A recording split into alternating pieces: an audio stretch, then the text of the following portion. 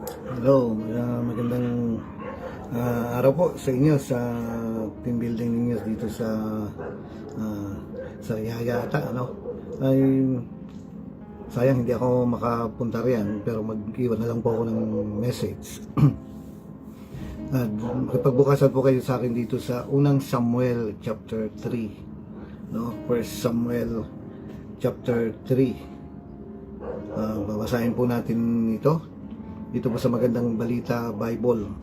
Okay, dito po sa verse 1, no? Dito po sa unang Samuel chapter 3, simulan ko po rito sa verse 1, ang pangitain ni Samuel. Alam niyo po, ang mga tao po noon, yung mga disipulo ni Jesus ay tinawag niya po itong mga bata, mga parang teenager lang, no, na hindi yung katulad na nakikita natin doon sa mga pictures na haba na ng balbas, na doon sa yung last supper nila ang mga balbas sarado, mga matatanda ng mga itsura. Hindi po, kasi doon po sa Bible sinabi ni Pedro na sinisingil na tayo ng tax. At sabi ni Jesus, mangisda ka, yung unang isda na makukuha mo, may ginto doon sa loob ng bibig niya, ipambayad mo sa tax natin. Meaning, sa kanilang dalawa lang ni Jesus, sa ni Pedro, yung tax, ibig sabihin, yung mga ibang disipulo, hindi yung nagbabayad ng tax kasi mga bata pa. Yan, no? Tapos, ang isa pang katunayan dito, yung sinabi po ng Diyos na huwag mo kalimutan ang iyong tagapaglikha habang ikaw ay bata pa. So, andun ang pagkatawag ng Diyos, habang bata pa. Hindi yung kapag matanda na, yung halos hindi lang nga makapaglingkod, yung kumbaga tagapakinig na lang. Ay, hindi po. Ang Diyos ay tumatawag. Sa totoo lang, hindi pa nga pinapanganak yung bata, may pagkatawag na. Kaya magandang masimulan na yung calling niya habang siya ay bata pa. Kundi, marami siyang mamimiss. At ang isa pong example ng tinawag ng Diyos dito ay si Samuel. Dahil si Samuel po ay 12 years old pa lang nung tinawag na. At tingnan po natin yung kwento niya. Dito po sa verse 1, simulan natin. Ang sabi niya, sa pamamahala ni Eli, ito po yung pari noon, yung pinakapastor nila noon, si Samuel ay patuloy na naglilingkod kay Yahweh. So, worker na siya. Sino? Si Samuel po, worker na. Nang panahong iyon, bihira nang marinig ang tinig ni Yahweh. At bihira na rin ang mga pangitain. Ibig sabihin, wala na yung, dito nga sa Rema, marami pang mga panaginip Pero noon wala na. Bihirang-bihira na, hindi ganun kalakas ang pagkilos ng Diyos. Yung mga revelations, yung mga visions, wala halos wala kang naririnig na, no? Kaya nga sabi, bihira na. At sabi nga dito, marinig ang tinig ni Yahweh, bihira nang marinig ang tinig ni Yahweh. Wala nang nakakarinig, no? Wala nang nakakaalam. Ngayon, tapos sabi pa niya rito, at bihira na rin ang mga pangitain, wala nang mga visions. At nakalagay po sa Biblia, kapag wala nang visions, na nawawasak ang bayan ng Diyos, no? Wala nang pangarap walang goal, walang nakikita na ito ang goal ko, ito ang mission ko, no? Yung this is my mission, yung mission and vision nga natin, this is my mission to plant a praying church in every province, in every municipality, in every town, dito sa lahat ng probinsya dito sa Pilipinas.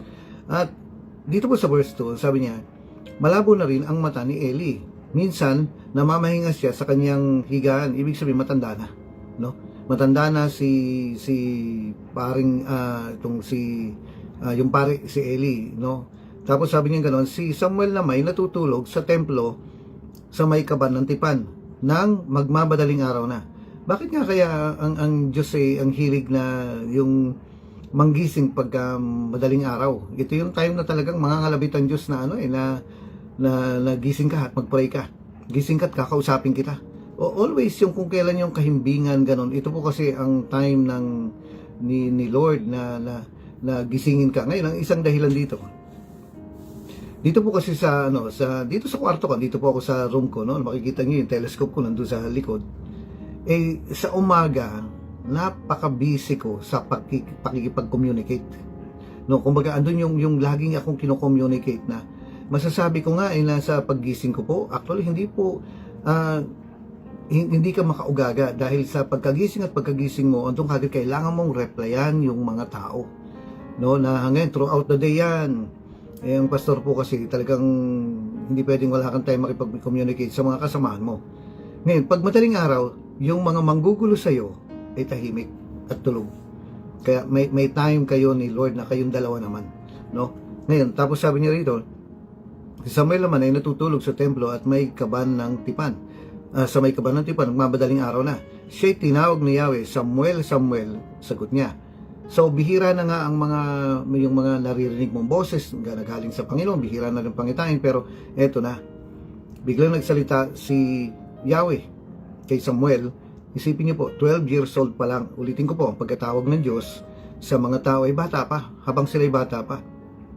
No, hindi yung, kung tutuusin, parang hindi pa nga nila kaya magdesisyon eh. No? Pero worker na, full-time worker na si Samuel dito sa templo. At tingnan po natin. Sabi niya, patakbo siyang lumapit kay Eli at sinabi, bakit po? Sinabi ni Eli, hindi kita tinatawag, mahiga ka na. Nagbalik nga siya sa kanyang higaan. Ito po yung popular na lagi nating sinasabi na ang boses ng Diyos ay kaboses ng pastor mo. Kaya tumakbo si Samuel, pumunta siya na ang bilis niyang utusan, parang ang bilis niyang tawagin. Ito po ang isang katangian ng mga pinipili ng Diyos. Alin? Yung madaling tawagin. Yung hindi nagpapatagal, narinig na nga ang boses ng pastor, narinig na nga ang boses ng Diyos, pero nagpapatagal pa. No. Ang isang katangian na tinatawag ng Diyos na mga tao ay yung madaling tawagin. Pag-isipan po natin yan. No, kasi minsan ilang taon na sinasabi ng Diyos sa iyo to, pero hindi ka pa rin tumutugon. Later on, magkakaroon po tayo ng pagsisisi. Bakit? Kasi ang Diyos aatras, titigil na sa pagtawag sa atin. Pero dito po, ito po yung isang lesson na sinasabi ng Biblia sa atin. Ang mga tinatawag ng Diyos ay yung mga madaling tawagin, madaling tumugon. At tingnan po natin dito. Patakbo siyang lumapit kay Eli at sinabi, bakit? Sinabi ni Eli, hindi kita tinatawag, mahiga ka na, magbalik ka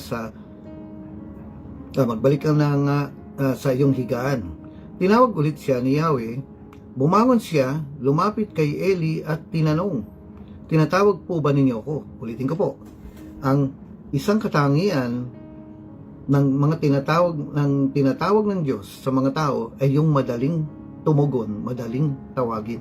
Kaya importante po na andun po yung attitude natin na mabilis tayong tumugon sa tawag ng Diyos. Kasi kung patagal-tagal ka, kung pabagal-bagal ka, mamimiss mo ang pinagagawa ng Diyos at kawawa naman yung tao na pinapatulungan sa iyo ng Panginoon.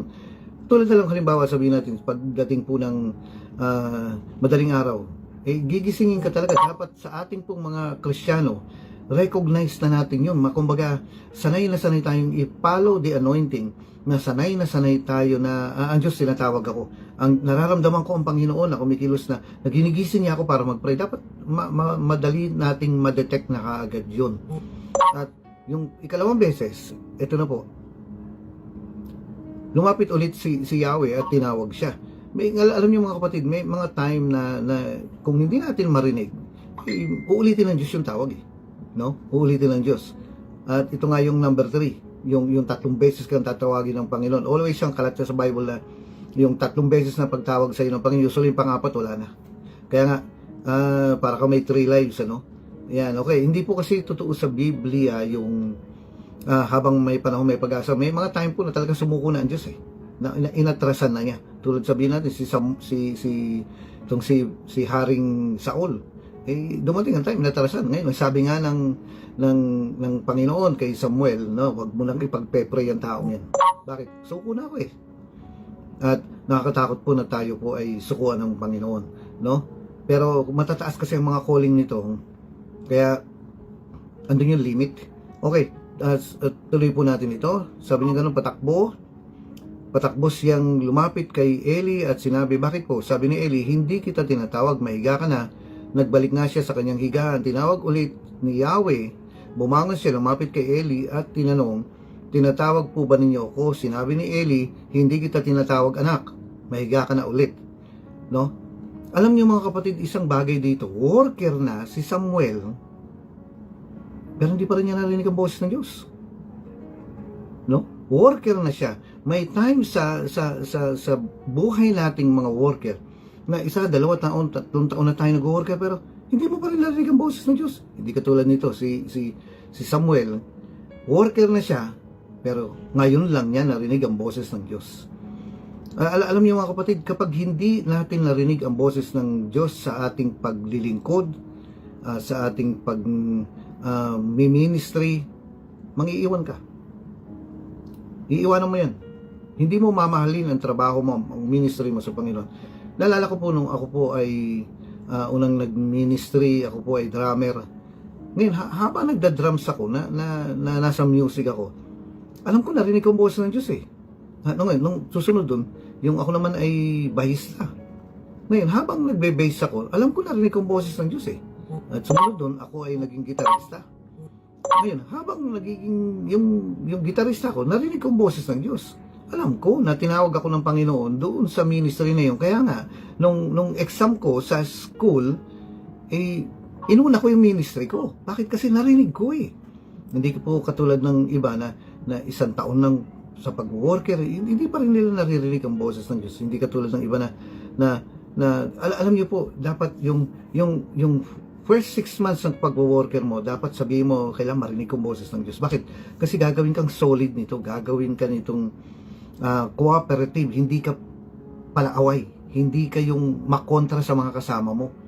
Na alam mo kasi na isa kang part ng team na ito at hindi palagi yung gusto mo masusunod, no? Matututo kang mag-adjust para sa ikabubuti ng team.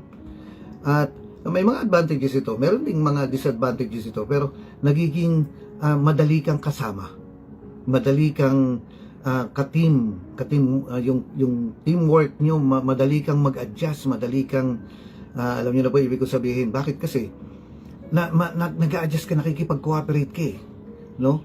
Kasi alam mo na kasama ito sa pagkatawag sa iyo ng Diyos, hindi yung kung hindi niyo susundin ang gusto ko, iwanan ko na lang kayo. Hindi ka team player, no? Katulad nga nito, ulitin ko po, dito nga sa verse 1, no? Dapat binanggit ko to kanina. Ang sabi niya ganun, na naglilingkod na si Samuel kay Yahweh, pero wala pa rin siya narinig na boses ng Diyos. Minsan 3 terms na, minsan 2 years na nag-worker, minsan 5 years ng pastor o worker, di pa rin niya narinig yung boses ng Diyos. Talo siya. Talo tayo. No? Talo ka, talo tayo. Talo ang gawain. Bakit? Kasi hindi mo pa rin narinig ang boses ng Diyos. At ito ang nangyari kay Samuel, pero later on, narinig niya ang boses ng Panginoon. Dumating yung pagkatawag ng Panginoon habang magmamadaling araw na, at kinausap siya ng Diyos. So ituloy po natin ito. Sabi niya ng tinawag ulit ni Yahweh, bumangon siya, lumapit kay Eli, at dali lang po, no, hina ako tong sabi niya,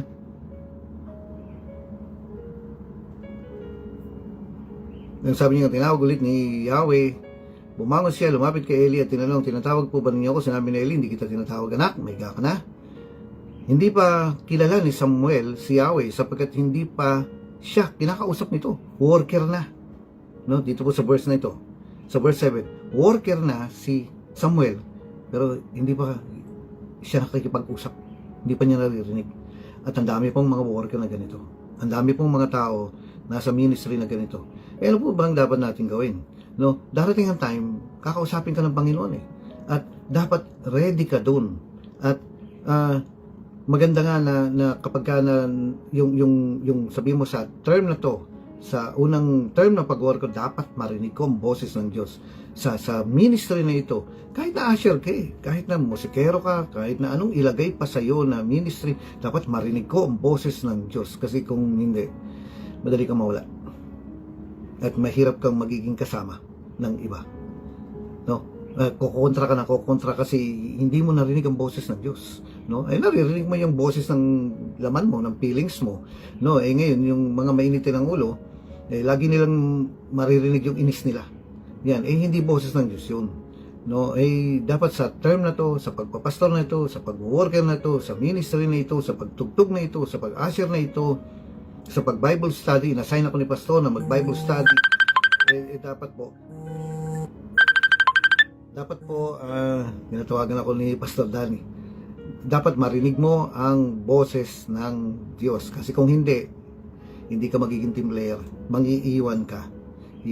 Kumbaga, sa palagi mo, dapat ganito, ganyan. How sure? Baka naman sarili mo lang narinig mo. Kasi kung sa Diyos yan, magkakaroon ka ng tiyaga, magkakaroon ka ng fluidity, sige, makikipag-cooperate ako, sige, sasali ako, sige, sasama ako, magiging tulong ako, at anong mangyayari, magiging blessing ang buong gawain ng Diyos, magiging blessing ka sa kanila, magiging blessing ang buong ministry ng Diyos. Bakit? Kasi nagpipit tayo dun At ito po, ituloy po natin sa ikatlong beses na tawagin siya, lumapit ulit siya kay Eli at sinabi, narinig ko pong tinatawag ninyo ako. So kaboses talaga ng Diyos yung pastor, Naisip ni Eli na si Yahweh ang tumatawag kay Samuel.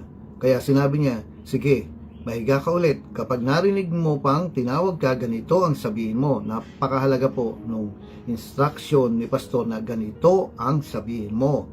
Na hindi ka na lang mag-imbento ng kahit na anong salita. Sabi niya, ganito ang sabihin mo. Bakit? Alam kasi ni Eli, nung pari na si Eli, kung ano yung tamang salita na sasabihin mo sa Panginoon. Kaya nga, nagbibigay po tayo ng mga confession na kailangan natin sundin. Ngayon, sabi niya, sabi niya, magsalita po kayo, Yahweh, nakikinig po ang inyong lingkod, at muling nahiga si Samuel.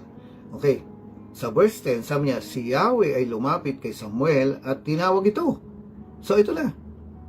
So, nakaready na si Samuel na tumugon kay Lord. At ito niya, sabi niya, magsalita po kayo, makikinig ang inyong lingkod.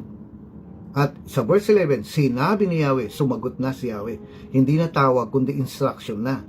Sabi niya, ganito ang mangyayari sa Israel, ganito ang mangyayari sa ministry mo, ganito ang mangyayari sa ministry ni pastor mo. Ito po, ulitin ko, sabi niya, magsalita po kayo. Ito yung mismong sagot ni Samuel kay Yahweh. Ito yung nagsalita na si Yahweh. Sabi niya, magsalita po kayo, nakikinig ang inyong lingkod. Pansinin niyo po ito. Sabi niya, Lord, surrendered na ako. Surrender na ako, Panginoon. Kung ano ipagsasabihin mo, gagawin ko. Kung ano iuutos mo, gagawin ko. Ito ang tugon ni Samuel kay Yahweh. Nakasuko na ako, Panginoon. Surrendered na ako. Kaya nga, hindi kaya, ang dami kaya nating mga prayer na Lord, ganyan tayo. Sige, maglilingkod ako sa'yo, pero walang kasunod na salita Bakit? Kasi siguro kailangan pa natin isurrender yung sarili natin. Kasi sabi niya, ang isang lingkod, maglilingkod. Ang isang lingkod, nakasurrender na ang buhay nito. At dito nga, nung sinabi ito ni Samuel, magsalita po kayo, nakikinig ang inyong lingkod. Ibig sabihin na, nakikinig ang inyong lingkod, suko na ako, Panginoon. Susunod na ako. Nakaredy akong gawin yung pinagagawa mo. Nakaredy akong makinig sa sasabihin mo. Suko ako, Panginoon. Kailangan makita ng Diyos na yung surrendered life. Hindi yung urong-sulong, ganyan pa. Yung meron pang reservation na 2 taon lang ako mag-ministry. Or hindi, kalahati lang itong yung ibibigay kong buhay. Yung iba, ang gagawin ko, ganito, ganyan. Ang hinihintay po ng Panginoon ay yung lingkod ka na. Hindi ka pa talaga lingkod, pero surrendered ka ng lingkod, So, maaaring hindi ka pa nagsisimula na maglingkod, hindi ka pa nagsisimula mag-work, nandun ka pa lang sa altar calling, dapat nandun na kagad na, Lord, surrendered na ako. At ano nangyari? Dahil sa sinabi ni Samuel ito na surrendered na ako, Panginoon, I surrender all, yung sabi nga ng kantang ganon, biglang sinabi ni Yahweh, ganito ang mangyayari sa Israel, ganito ang mangyayari sa pastor mo, ganito ang mangyayari sa simbahan mo, ganito ang mangyayari sa kapaligiran mo, ganito ang gagawin ni Yahweh. Nagsalita kagad. Alam niyo mga kapatid, marami po akong naririnig na mga kwento po ng mga tao na dito sa Rema, na nung nagsabi sila sa altar calling na, Lord, maglilingkod ako, mag-worker na ako, talagang ang bilis narinig nila kung ano sinabi ka, yung sumunod na sinabi ni Yahweh sa kanila, yung muling sinabi ng Panginoon sa kanila, yung sumunod na sinabi ng Panginoon sa kanila, gagamitin kita, ganito ang mangyayari sa iyo, ganyan. Bakit? Kasi nakita na ng Diyos, suko na yung tao, surrendered na yung tao. At ito po yung mabilis na na pagtugon ni Yahweh kapag yung surrendered ka na, yung talagang bigay ka na sa Panginoon, mabilis kumilos ang Panginoon. So, nagpapaalala po ako, tingnan niyo po ang sistema ng Diyos, ang pamamaraan ng Diyos.